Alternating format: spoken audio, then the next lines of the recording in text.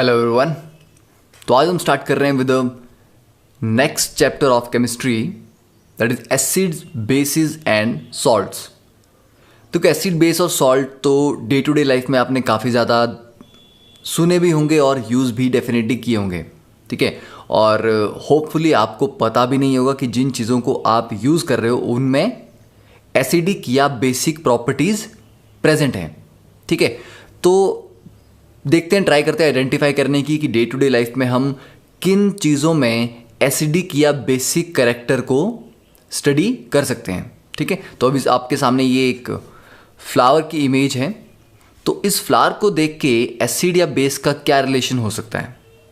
देखो प्रेजेंटली यहाँ पर ये जो फ्लावर है this is having a pink colour, पर नेक्स्ट इमेज में अगर हम देखें यहाँ पे तो क्या है, यहाँ पे सेम फ्लावर, यहाँ पे पिंक है, धीरे धीरे इसका कलर ब्लूइश होता जा रहा है और जैसे जैसे आप राइट में जा रहे हैं यहाँ पर इसका कलर बिल्कुल ब्लू है, ठीक है। पिंक टिंज इसमें नहीं है। तो ये सेम फ्लावर है जो अलग अलग पॉट्स में रखा गया है और किसी में इसका कलर पिंक है, किसी में इसका ब्लूइश पिंक है और किस में ब्लू है। तो इस फ्लावर का जो कलर चेंज है वो किस वजह से हो रहा है, that is because of the acidity और बेसिसिटी ऑफ द सॉइल, ठीक है। कि मिट्टी में एसिडिक कैरेक्टर ज़्यादा है या बेसिक कैरेक्टर ज़्यादा है, ठीक है। तो ये एक फर्स्ट चीज़ है जो आप स्टडी कर सकते हो। तो this flower is called hydrangea, ठीक है। तो hydrangea is a pH sensitive flower. तो ये एसिडिटी या बेसिसिटी के बेस पे अपना कलर चेंज करता है, ठीक है। तो देखते हैं कि इसका कलर डिफरेंट डिफरेंट पीएच में कैसा होगा। देखो अगर अल्कलाइन सॉइल है, ठीक है, अल्कलाइन मीन्स बेसिक, तो अल्कलाइन सॉइल में इसका जो कलर है दैट इज पिंक। और अगर एसिडिक सॉइल है तो एसिडिक में इसका कलर हो जाता है ब्लू। तो आप ये भी कर सकते हो कि अगर बिल्कुल अल्कलाइन नहीं है, अल्कलाइन का मतलब क्या हुआ, pH अबव 7, ठीक है। और acidic means pH less than 7। तो अगर आपको ये भी नहीं पता कि pH क्या होता है तो ये भी हम थोड़ी देर में स्टडी करेंगे कि व्हाट इज़ pH, ठीक है। तो अभी बस ये देखो कि बेसिक होगी अगर मिट्टी, उसमें बेसिक करेक्टर ज़्यादा होगा तो फ्लावर पिंक कलर के होंगे, और अगर एसिडिक करेक्टर ज़्यादा होगा तो ब्लू कलर के होंगे। तो ये तो आ गई एक एप्लीकेशन। उसके बाद अगर आपने बेक्ड गुड्स, बेकरी में जाके आपने केक खाया होगा, ठीक है। घर पे भी कभी कभी बेक्ड गुड्स बनते हैं, ओवन में कोई चीज़ बेक की जाती है। ब्रेड जो आप बाज़ार से लाके खाते हो, उस ब्रेड में आपने एक चीज़ नोट की है कि ब्रेड काफ़ी सॉफ्ट होती है। तो ब्रेड बनती किससे है, व्हीट से, गेहूं से ब्रेड बनती है। तो ये जो हार्ड ब्राउन कलर का व्हीट है, गेहूं है, इससे सॉफ्ट फ्लफी ब्रेड कैसे बन जाती है, ठीक है। तो इस प्रोसेस को क्या बोलते हैं, लीवनिंग, ठीक है। अगर आप घर पे पूछेंगे कि हिंदी में अगर इसको हम देखें, दिस इज कॉल्ड खमीर उठाना, ठीक है। कि जब आप आटा गूंथते हैं तो आटा में अगर हम खमीर डाल दें, ईस्ट डाल दें, तो वो धीरे धीरे फूलता है, ठीक है। तो उसके फूलने को या उसके उठने को बोलते हैं लीवनिंग। तो जितनी भी बेकरी में प्रोडक्ट्स बनते हैं, आपकी पेस्ट्रीज बनेंगी, केक्स बनेंगे, उन सभी में जो ब्रेड यूज़ होगी उसमें लीवनिंग एजेंट्स यूज़ किए जाते हैं, ठीक है। तो यहाँ पर हम देख सकते हैं कि baked goods require leavening. Leavening क्या है, it is a process that produces bubbles of carbon dioxide gas in the dough resulting in a springy texture, ठीक है। कि धीरे धीरे जो आटा है वो फूलेगा, सॉफ्ट होता जाएगा और थोड़ा स्पॉन्जी या स्प्रिंगी होता जाएगा, स्प्रिंग जैसा उसमें फील आएगा। Then dough rises fairly quickly in the presence of a leavening agent. देखो लीवनिंग एजेंट्स क्या होते हैं कि ये जो आपने खमीर डाला है, ईस्ट डाला है, उसकी प्रेजेंस में ये जो लीवनिंग का प्रोसेस है ये थोड़ा फास्ट हो जाता है, ठीक है, तो लीवनिंग एजेंट्स हम कौन कौन से यूज कर सकते हैं? खमीर दैट इज ईस्ट, या बेकिंग पाउडर यूज कर सकते हैं, और बेकिंग सोडा। ठीक है, तो ये हमारे कॉमन लीवनिंग एजेंट्स हैं, इनसे ये पूरा प्रोसेस फास्ट हो जाता है। ठीक है, तो याद रहेगा कि लीवनिंग क्या एक ऐसा प्रोसेस है जिसमें कार्बन डाइऑक्साइड गैस बनती है, और उस कार्बन डाइऑक्साइड गैस के बनने से ये जो आटा है वो धीरे धीरे फूलता है। ठीक है, तो ये वाला पार्ट जो क्वेश्चन मार्क है, ये आई थिंक आपको थोड़ा बहुत क्लियर हो गया होगा। ओके, अब हम एक बार एक छोटा सा यहाँ पे सैंपल वीडियो देख सकते हैं, जिसमें आपको दिखेगा कि ओवन में रखने पे कोई भी ये जो लीवनिंग प्रोसेस होगा वो किस तरह से दिखता है, आटा किस तरह से फूलता है। ठीक है, तो जस्ट वॉच द वीडियो।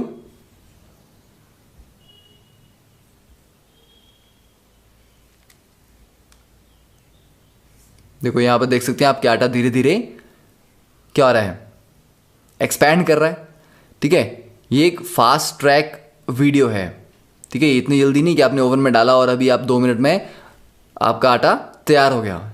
ठीक है, तो this is a process that takes time. तो ठीक है, but it's a fast track video, तो इससे आपको आइडिया लगेगा कि किस तरह से टेक्सचर चेंज होता है और धीरे धीरे और गर्म हो रहा है आटा तो धीरे उससे फाइनली क्या बनेगी, ब्रेड। ठीक है, तो वीडियो देख के आई थिंक आपको क्लियर हो गया होगा कि किस तरह आटा ब्रेड में कन्वर्ट होता है, जिसको आप इस तरह से स्लाइस करके जैम लगा के खा लेते हो। ओके, अब जो लीवनिंग एजेंट्स हैं ये काम क्या करते हैं? They produce bubbles of CO2, ये तो हमने पढ़ लिया। ये जो कार्बन डाइऑक्साइड गैस के बबल्स बनते हैं, ये आटे में जब अंदर बनेंगे तो उसमें ट्रैप हो जाएंगे ना। ठीक है, तो this bubbles get trapped in the dough causing it to rise, जिसकी वजह से आटा फूलता है।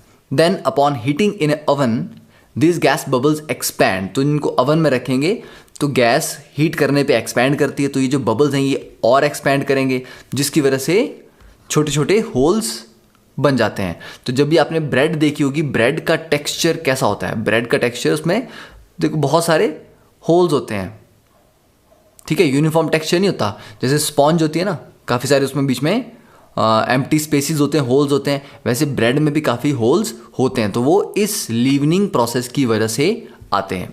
ठीक है, तो अब देखते हैं कि डिफरेंट डिफरेंट प्रोसेस किस तरह से काम करते हैं। मतलब ये इसमें आप यीस्ट को भी यूज़ कर सकते हो, बेकिंग सोडा भी यूज़ कर सकते हो, तो दोनों का ही काम है कार्बन डाइऑक्साइड देना, पर दोनों ये कार्बन डाइऑक्साइड एक ही तरीके से नहीं देते। Yeast produces carbon dioxide as a by product of metabolic process. ठीक है, तो वहां पर एक मेटाबॉलिक प्रोसेस हो रहा है जिसमें कार्बन डाइऑक्साइड गैस बन रही है एज अ बाई प्रोडक्ट। पर baking soda that is NaHCO3, sodium bicarbonate या सोडियम हाइड्रोजन कार्बोनेट, ये कार्बन डाइऑक्साइड कैसे प्रोड्यूस करता है? As a result of acid base reaction. ठीक है, तो अगर आप बेकिंग सोडा यूज करते हैं, या घर में पूछना कि कभी भी केक बनाने के लिए अगर बेकिंग सोडा यूज किया जा रहा है, इट मीन्स वहां पर एसिड बेस रिएक्शन हो रहा है। तो कौन सा एसिड बेस रिएक्शन हुआ, कैसे उसमें कार्बन डाइऑक्साइड प्रोड्यूस हुई, ये सारी प्रॉपर्टीज इस चैप्टर में हम स्टडी करेंगे। ओके, तो I think you can note it down now. अब देखते हैं next some common acids and bases and their household uses. ठीक है, कि डे टू डे लाइफ में आप कौन कौन से एसिड बेस यूज करते हैं। एसिटिक एसिड CH3COOH, ये विनेगर, सिरका। सिरका क्या होता है? It is a dilute acetic acid. तो सिरका कहाँ यूज करते हैं? अचार डालते हैं उसमें सिरका डलता है। ठीक है, चाउमीन खाते हैं आप उसमें सिरका डलता है। तो फ्लेवरिंग के लिए, स्वाद के लिए डालते हैं, एज अ प्रेजर्वेटिव डालते हैं। Then citric acid, lemon juice flavouring, तो लेमन जूस में ऑलरेडी होता है, और जो आर्टिफिशियल सिट्रिक एसिड है उसको लेमन जूस का जो कंसनट्रेट आप ला रहे हो उसमें सारे लेमन का ही एग्जैक्ट जूस नहीं होता, उसमें सिट्रिक एसिड होता है। ठीक है, तो वो लेमन जूस का फ्लेवर आपको देगा। देन एस्कॉर्बिक एसिड, तो ये विटामिन सी है, न्यूट्रिशनल सप्लीमेंट है, ठीक है। तो जो भी आप विटामिन सी ले रहे हो उसमें एस्कॉर्बिक एसिड होगा। Then aluminium salts baking powder में सोडियम हाइड्रोजन कार्बोनेट के साथ यूज़ किए जाते हैं। देन बेस की बात करें तो सोडियम हाइड्रोक्साइड, तो ओवन और ड्रेन क्लीनर्स कि आपकी बाथरूम के जो वॉश बेसिन है वो चोक कर गई है, तो ड्रेन को क्लीन करने के लिए सोडियम हाइड्रोक्साइड यूज़ करते हैं एल्यूमिनियम पाउडर के साथ, ठीक है।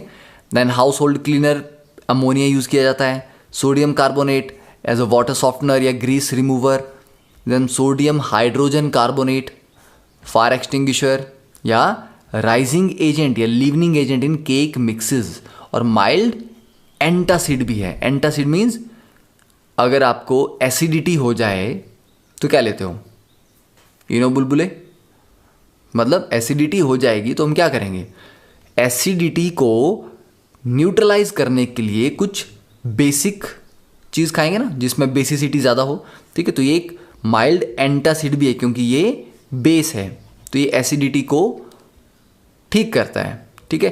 Then sodium phosphate cleaner for surfaces before painting और वॉल पेपरिंग, तो ये तो इंडिया में भी उतना सोफिस्टिकेटेड नहीं हुआ पेंटिंग का काम कि पहले फॉस्फेट से वॉल्स साफ की जाएं, ठीक है। Next is a very very yummy diagram, तो इसमें देख सकते हैं आपके खाने का पूरा इंतज़ाम यहाँ पर किया गया है, ठीक है। चॉकलेट वालों के लिए चॉकलेट रखी है, जिनको ज़्यादा भूख लगी उनके लिए ब्रेड भी रखी है, कुकीज़ भी रखी हैं, ठीक है।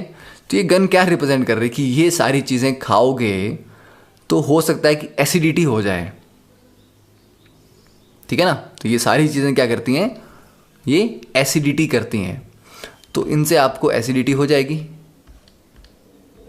और एसिडिटी हो गई तो उसको करेक्ट करने के लिए आप क्या करोगे, एंटासिड, ठीक है। तो एंटासिड बेसिकली क्या है, एक बेसिक सॉल्यूशन हो सकती है या एक टैबलेट हो सकती है जो बॉडी में जाके बेसिसिटी को बढ़ाए तो और एसिडिटी को न्यूट्रलाइज करे, ठीक है। तो दिस इज द एसिडिटी। अब हम बात करते हैं कि एसिड और बेस हमने पढ़ लिए क्या, नहीं।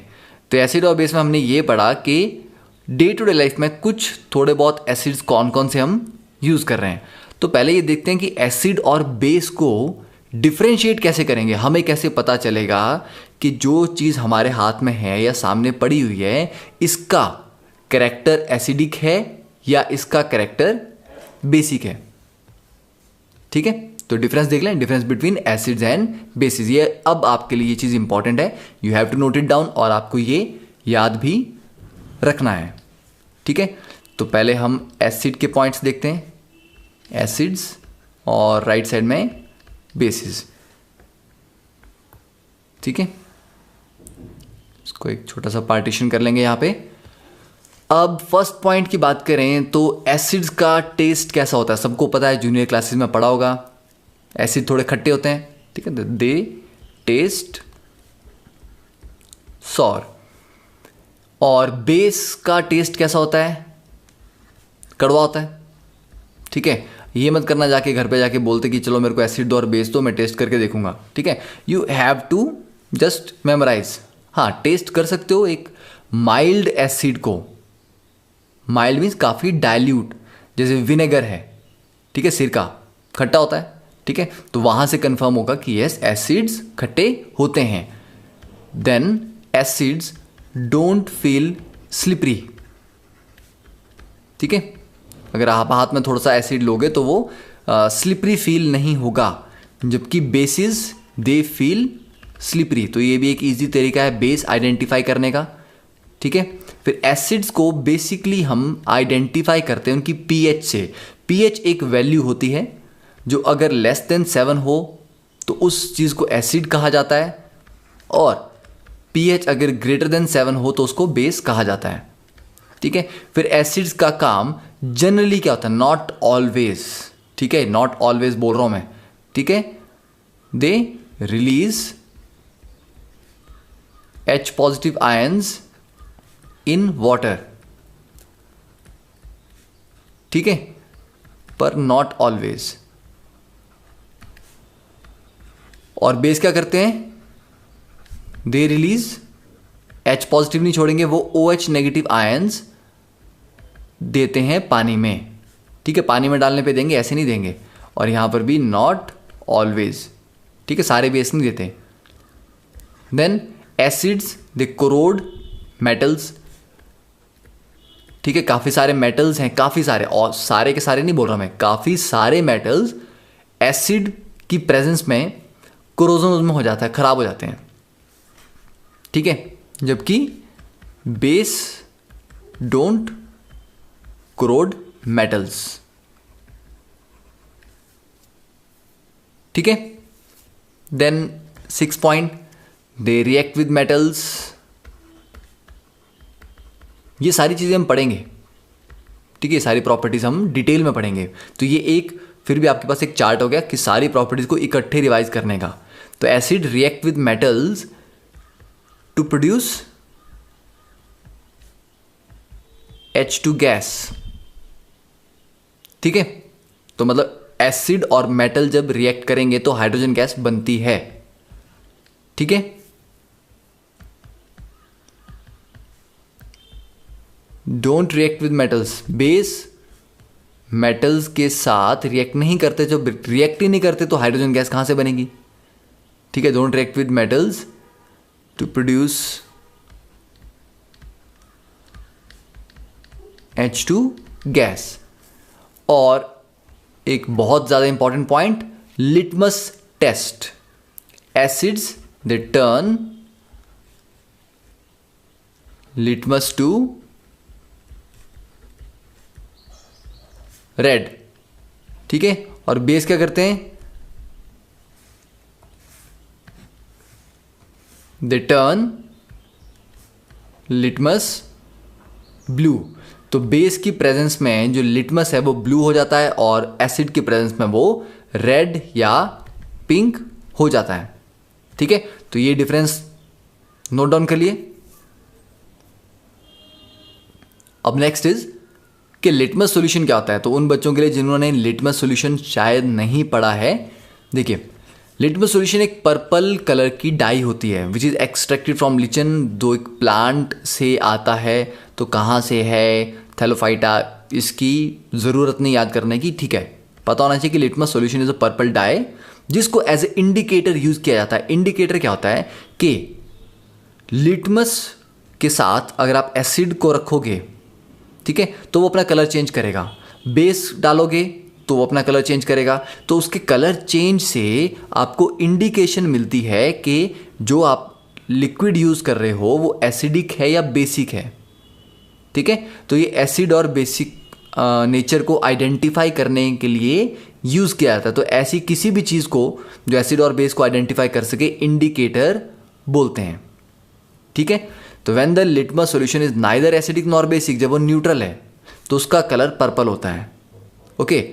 और एसिड में क्या हो जाता है, वो पर्पल से पिंक हो जाता है, बेस में क्या होता है, ब्लू हो जाता है। तो सिर्फ लिटमस सॉल्यूशन ही एक इंडिकेटर नहीं है, और भी बहुत नेचुरल मटेरियल्स हैं लाइक रेड कैबेज लीव्स, ठीक है, turmeric, coloured petals of some flowers such as hydrangea. तो ये मैंने आपको भी बताया स्टार्टिंग में, ठीक है, कि फ्लावर्स अपना कलर चेंज करते हैं एसिडिक या बेसिक सॉइल के बेस पे। देन पेटूनिया, यूरेनियम, ठीक है। तो ये सारे हो गए नेचुरल इंडिकेटर्स। तो ये याद रखने हैं। क्वेश्चन आ सकता है कि mention 3 names of natural indicators. तो आपको बताना है कि ठीक है, वन इज लिटमस है क्योंकि ये एक प्लांट से आ रहा है तो ऑब्वियसली नेचुरल है। फिर रेड कैबेज लीव्स, टर्मरिक, हल्दी, coloured petals of some flowers जैसे hydrangea, petunia and geranium, okay. तो these are called acid base indicators और जस्ट सिंपली इंडिकेटर्स, ओके। तो नेक्स्ट अब आपके लिए question, you have to try this question on your own. फिर next जब हम क्लास पढ़ेंगे उसमें इसका हम सॉल्यूशन डिस्कस करेंगे, ठीक है। You have been provided with 3 test tubes, one of them contain distilled water, other 2 contain an acidic solution and a basic solution respectively. If you are given only red litmus paper, how will you identify the contents of each test tube? ठीक है, it's a good question. आपको सोचना है सबसे पहले, इस पे सोच के अगर ज़्यादा समझ नहीं आए तो आपको ढूंढना है इसका आंसर, ठीक है। Then in the next class, don't depend कि नेक्स्ट क्लास में तो डिस्कस करना ही है तो क्यों एफर्ट करें, ठीक है। यू हैव टू सर्च, क्योंकि अगर आपने ढूंढ लिया it means you are doing good, ठीक है। क्योंकि कोई भी चीज़ आपको पहले से तो नहीं आती होगी, तो आपको आंसर्स ढूंढने पड़ेंगे अपने लेवल पे भी, ठीक है। तो that is all. Next we will start with the understanding the chemical properties of acids and basis.